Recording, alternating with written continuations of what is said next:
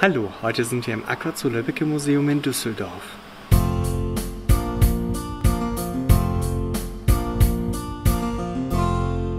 Dieser Einladung sind fantastische 234 Gäste gefolgt, darunter ganz viele Stammpatinnen und Stammpaten. Es sind aber auch einige neu hinzugekommen, worüber wir uns sehr, sehr freuen. Und Ihnen allen gebührt unser ganz großer Dank für Ihre Treue und für Ihre permanente Unterstützung. Erlauben Sie mir an der Stelle vielleicht einen kleinen Rückblick. Wir hatten im letzten Jahr 2023 tatsächlich über 523.000 Gäste, ein Rekordjahr.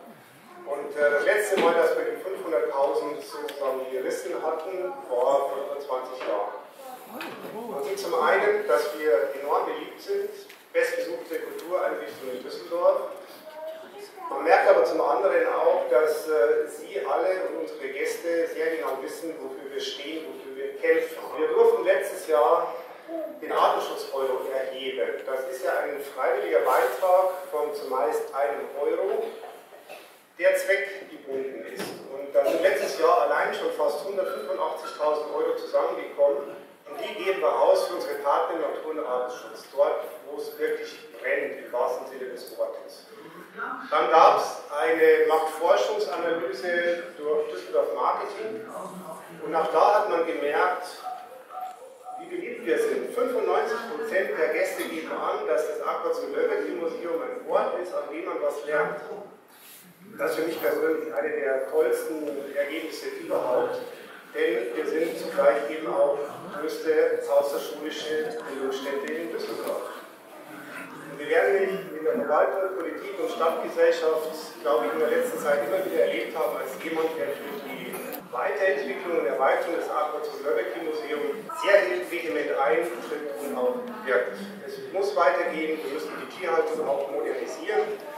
Im laufenden Jahr wird es eine Machbarkeitsstudie geben, die wir dann auch präsentieren dürfen. Und lassen Sie mich das dann mal so sagen.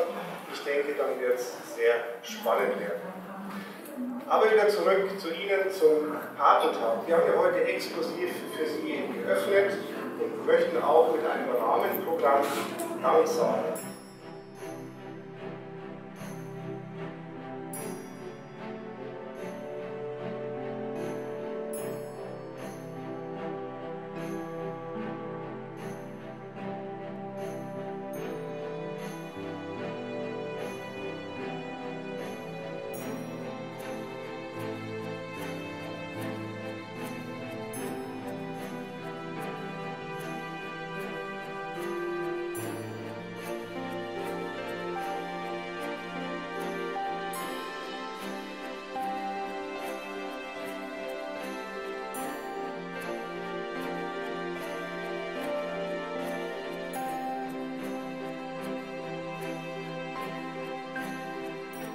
Willkommen zur kommentierten Fütterung bei unseren Papageitauchern.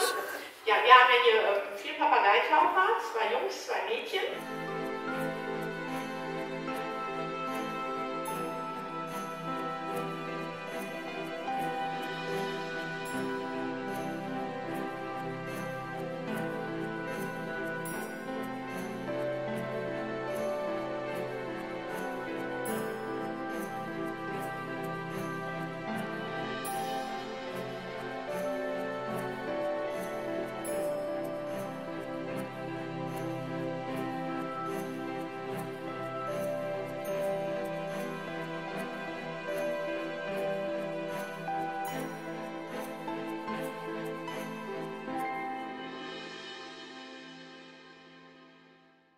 Die Fütterung im Meerwasser. Und hier geht es schon los bei den Drückerfischen.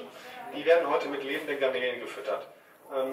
Das ist super, dass man das machen kann, weil sie natürlich dann auch ein bisschen was für ihr Futter tun können. Und da, wo es geht, möchte man natürlich auch, dass die Tiere sich genauso verhalten wie in der Natur.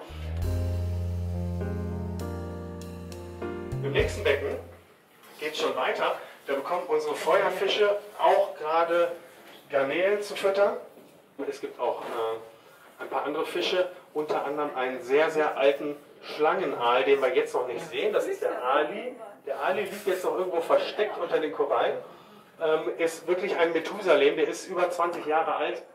Das ist ungewöhnlich alt, aber Sie wissen, in Zoo und Aquarien können die Tiere deutlich älter werden als in der Natur, weil sie eben wenig Stress haben, regelmäßiges Futter haben, im Fall der Fälle eine Tierärztin vor Ort ist.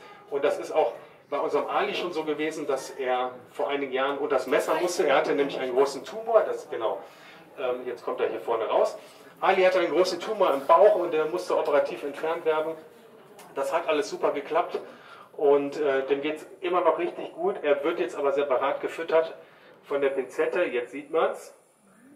Einfach, damit er in jedem Fall auch was abbekommt, damit man da auf Nummer sicher gehen kann. Und Ali bekommt auch so ein paar Präparate mit ins Futter, einfach für die Herzgesundheit und andere Sachen, die im Alter dann wichtig sind.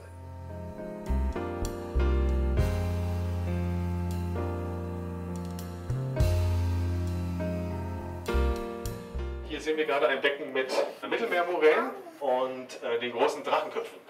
Gerade weil die Tiere sich so wenig bewegen und einen ganz besonderen Metabolismus haben, dürfen die halt auch nicht zu viel Futter bekommen. Sonst werden die einfach zu dick. Die Moräne, die bekommt da schon ein bisschen mehr. Die wird jetzt übrigens gerade mit Kalmar gefüttert. So, jetzt hat der Drachenkopf hier unten auch schon mitbekommen, es passiert was. Gibt gleich was zu fressen und der wird dann auch mit der großen Pinzette direkt gefüttert. Es kann sein, dass das zweite Tier, was jetzt gerade hier unter den Steinen sitzt, heute nichts bekommt. Das hängt immer davon ab, wie viel die vorher bekommen haben, also die Tage vorher oder wann die zuletzt gefressen haben. Jetzt haben Sie mal gesehen, wie schnell das geht, ne? Ja.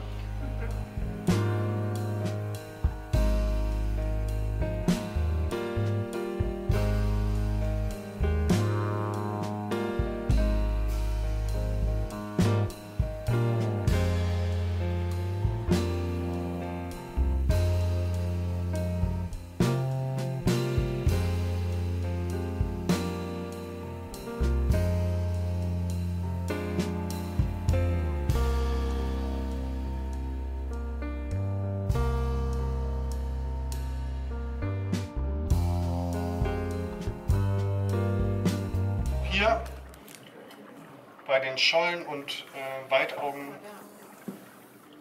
wurden Garnelen reingeworfen.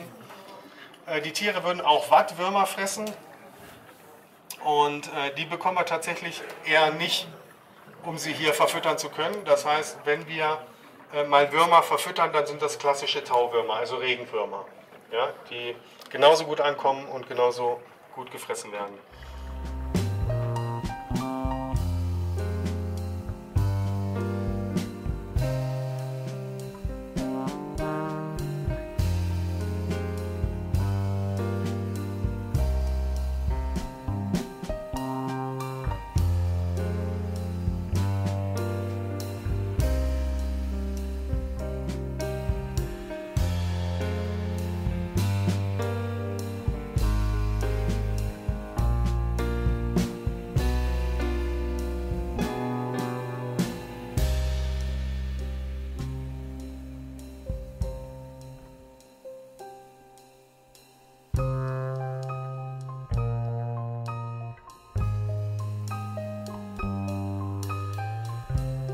Vergesst jetzt nicht, den Kanal zu abonnieren, das ist völlig kostenlos und ihr könnt auch die Signalglocke aktivieren, damit ihr eine Benachrichtigung bekommt, wenn wir das nächste Video veröffentlichen.